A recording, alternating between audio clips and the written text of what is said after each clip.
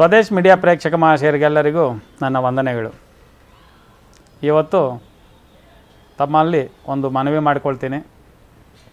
ಕೆಲವಷ್ಟು ನಮ್ಮಲ್ಲಿ ಸಿಗುತ್ತೆ ಮೆಡಿಷನ್ಸು, ಕೆಲವಷ್ಟು ಎಲ್ಲ ಅಲ್ಲ, ಇನ್ನು ಕೆಲವಷ್ಟು ನಿಮಗೆ ನೀವು ಮಾಡ್ಕೊಳ್ತಕ್ಕಂಥದ್ದು.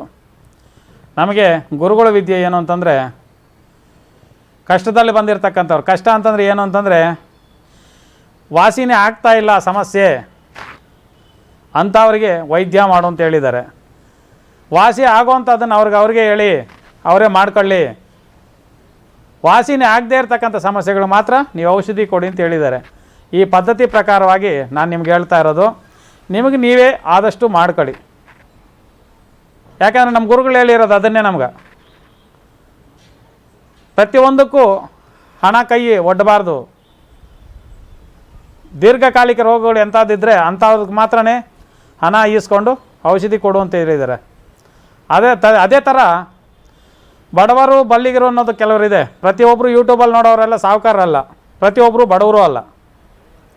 ಇನ್ನು ಕೆಲವ್ರು ಕೇಳ್ತಿದ್ದಾರೆ, ಸ್ವಾಮಿ ನಮಗೇನೂ ಇಲ್ಲ ಅಂತ. ಏನೂ ಇಲ್ಲದವ್ರು ದಯವಿಟ್ಟು ಇಲ್ಲಿಗೆ ಬಂದರೆ ಅಂಥವ್ರಿಗೆ ನಾನು ಔಷಧಿ ಕೊಡ್ತೀನಿ, ಇಲ್ಲ ಅಂತಿಲ್ಲ.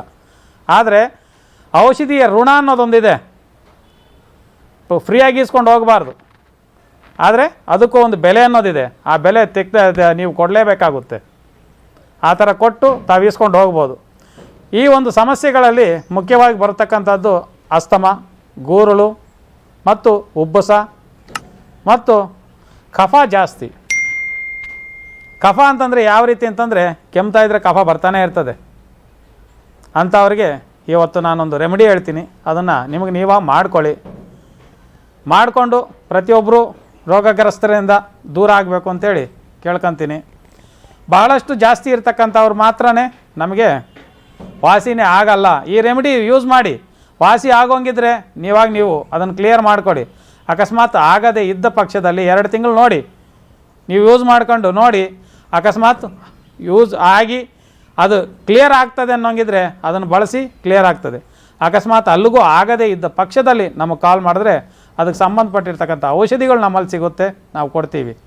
ಇವತ್ತು ನಮಗೆ ಪ್ರತಿಯೊಬ್ಬರ ಮನೆಗಳ ಹತ್ರ ಇರ್ತಕ್ಕಂಥದ್ದು ನೋಡೇ ಇರ್ತೀರ, ಸನ್ನಿ ಸೊಪ್ಪು ಅಂತ. ಸನ್ನಿ ಸೊಪ್ಪು ಪ್ರತಿಯೊಬ್ಬರ ಮನೆಗಳ ಹತ್ರ ಇರ್ತದೆ. ಯಾಕಂದರೆ ಅದು ಸ್ಮೆಲ್ ಜಾಸ್ತಿ.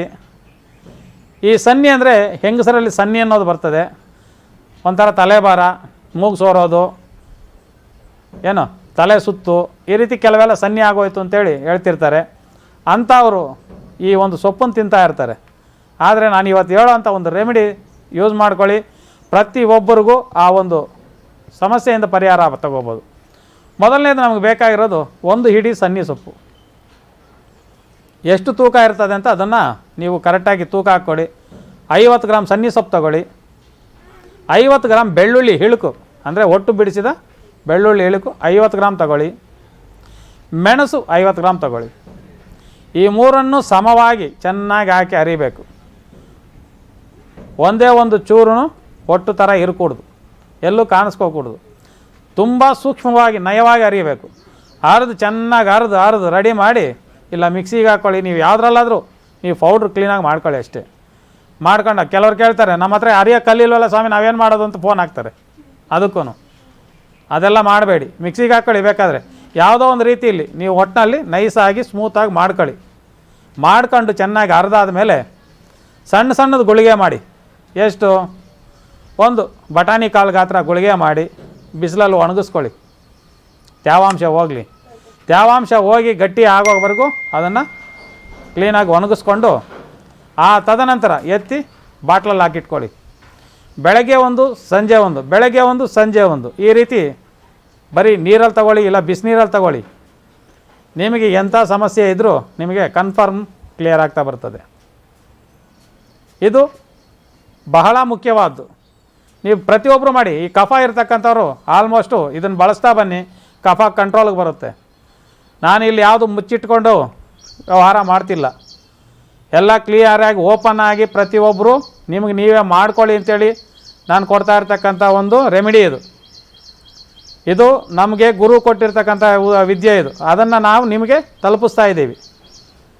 ಪ್ರತಿಯೊಬ್ಬರು ಮಾಡ್ಕೊಳ್ಳಿ. ಮಾತೆತ್ತಿದ್ರೆ ಹೋಗಿ ಆಸ್ಪತ್ರೆಗಳಲ್ಲಿ ಹೋಗಿ, ಸ್ವಾಮಿ ಕಫ ನಿಂತ್ಕೊತಾ ಇಲ್ಲ, ಗಂಟ್ಲು ಕಟ್ತಾ ಐತೆ, ಏನು ಮಾಡೋದು, ಶ್ವಾಸನಾಳಗಳಲ್ಲಿ ಇದು ನೆಮ್ಮಿದೆ, ನಮ್ಮ ಶ್ವಾಸಕೋಶದಲ್ಲಿ ನೆಮ್ಮು ಬಂದ್ಬಿಡ್ತದೆ. ಅಂದರೆ ಉಸಿರಾಟ ಆಡ್ತಾ ಇರಬೇಕಾದ್ರೆ ಶ್ವಾಸನಾಳಗಳಲ್ಲಿ ನಮ್ಮಲ್ಲಿ ಈ ಕಫ ಅನ್ನೋದು ಉತ್ಪತ್ತಿ ಆಗ್ತಾನೇ ಇರ್ತದೆ.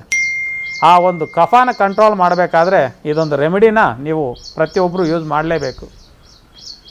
ಈ ರೀತಿ ಕಫ ಇರ್ತಕ್ಕಂಥವ್ರು ಪ್ರತಿಯೊಬ್ಬರು ಈ ಒಂದು ಸಮಸ್ಯೆಯಿಂದ ಬಗೆಹರಿಬೇಕು ಅಂದರೆ ಈ ಒಂದು ರೆಮಿಡಿನ ಮಾಡಿಕೊಂಡು ನೀವು ಪ್ರತಿಯೊಬ್ಬರು ಉಪಯೋಗಿಸ್ಕೋಬೇಕು ಅಂತೇಳಿ ಮನವಿ ಮಾಡ್ತಾ, ನಮ್ಮ ಚಾನಲ್ ಯಾರು ಸಬ್ಸ್ಕ್ರೈಬ್ ಮಾಡ್ಕೊಳ್ಳದೆ ಇರ್ತಕ್ಕಂಥವ್ರು ದಯವಿಟ್ಟು ಸಬ್ಸ್ಕ್ರೈಬ್ ಮಾಡಿಕೊಂಡ್ರೆ ನಾವು ಹೇಳ್ತಕ್ಕಂಥ ರೆಮಿಡಿಗಳು ಪ್ರತಿಯೊಬ್ಬರಿಗೂ ಮನೆಗೆ ಬಂದು ತಲುಪ್ತವೆ ಅಂತೇಳಿ ಮನವಿ ಮಾಡ್ಕೊಳ್ತಾ ನಮಸ್ಕಾರ.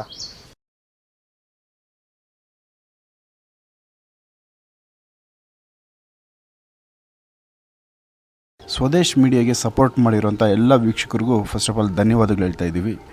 ಇದೇ ರೀತಿ ನಮ್ಮದೇ ಸ್ವದೇಶ್ ಮೀಡಿಯಾದ್ದೇ ಮತ್ತೊಂದು ಚಾನಲ್ ಆಗಿರುವಂಥ ಸ್ವದೇಶ್ ಮೀಡಿಯಾ ತೆಲುಗು, ಸೊ ಆ ಚಾನಲ್ದು ಲಿಂಕನ್ನು ನಾನು ಈ ವಿಡಿಯೋ ಡಿಸ್ಕ್ರಿಪ್ಷನ್ ಬಾಕ್ಸಲ್ಲಿ ಇಟ್ಟಿದ್ದೀನಿ.